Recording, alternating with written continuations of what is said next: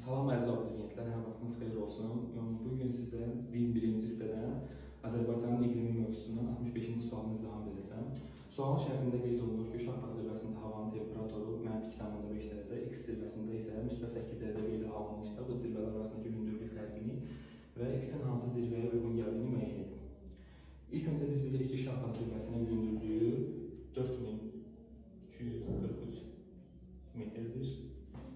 Daha sonra biz buradan belə bir dağ kimi düşünsək, bu təpə nöqtəni 4243 metr qeyd eləsək və burada havanın temperaturu -2,5 dərəcə Selsidir. Daha sonra qeyd edir ki, hər hansı bir X son nöqtəsində isə havanın temperaturu -8 dərəcə qeydə alınmışdır. Biz bilirik ki, yer səthindən şarqılı istiqamətdə yuxarı qalxdıqca havanın temperaturu hər 1000 metrə 6 dərəcə aşağı enir. Bunun da səbəbi atmosferdə gedən fiziki xüsusiyyətlərlə bağlıdır. Biz burada zirvələr arasında fərqi tapdığımız üçün temperaturları cəmləyirik. Burada -2,5 üstəgələk 8, bu da bərabərdir 10,5 Selsi eləyir. Çünki bilirik ki, mənfi və müsbəti toplayanda cəmlənir.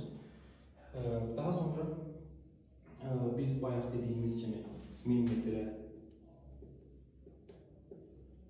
6 dərəcə və biz 10,5 dərəcəyə isə 10,5 dərəcəyə X metr. Burada 6X bərabərdir 10.500, X də bərabərdir 1750 metrə. Uşaqlar, biz tapdığımız bu 1750 metr, bu iki zirvə arasında olan fərqdir 1750 metr.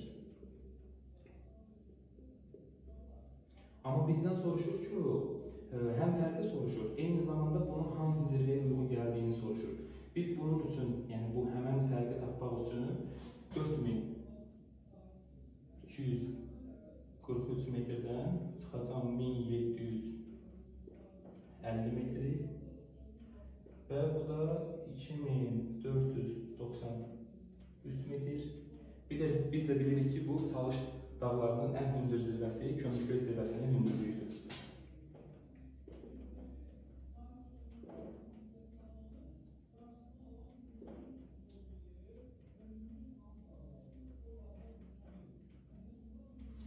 Demək, bizim cavabımız olacaq B variantı 1750 metr və Kömürköy zirvəsi. Bugünlük bu qədər. Növbəti videoların davamı üçün səhifəmizə takip atmağı və